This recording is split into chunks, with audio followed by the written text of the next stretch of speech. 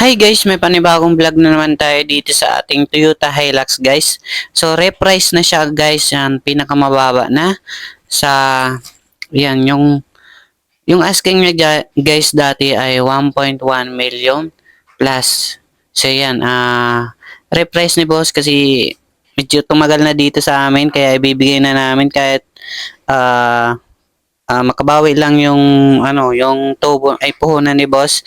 Ayan, kahit wala ng tubo syempre. So ayan kasi tumagal na rin dito sa amin. Ayan, pero good condition siya guys. Ayan, napakaganda 4x4.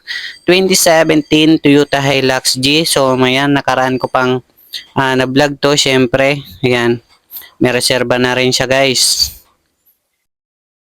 Kayo na dyan mga husga. So, pre-scanner. So, ipakita ko pa sa inyo yung presyo nito guys. So, yan. Yan, yung interior guys.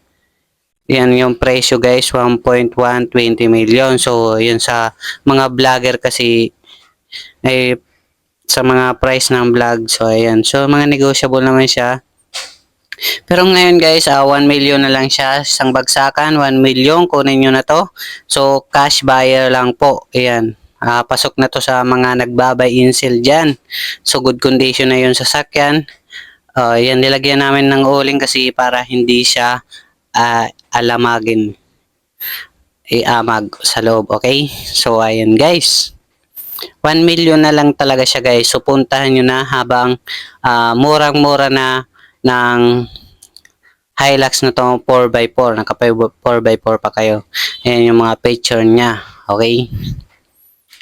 Yan. 1 million na lang siya guys. Good condition. Pre-scanner. Open test drive. Kahit i-check nyo, kompleto na yung papel. Mga original. Ayan. Sasakyan nyo na lang talaga guys. Okay? So, upgraded pa siya. May bumper.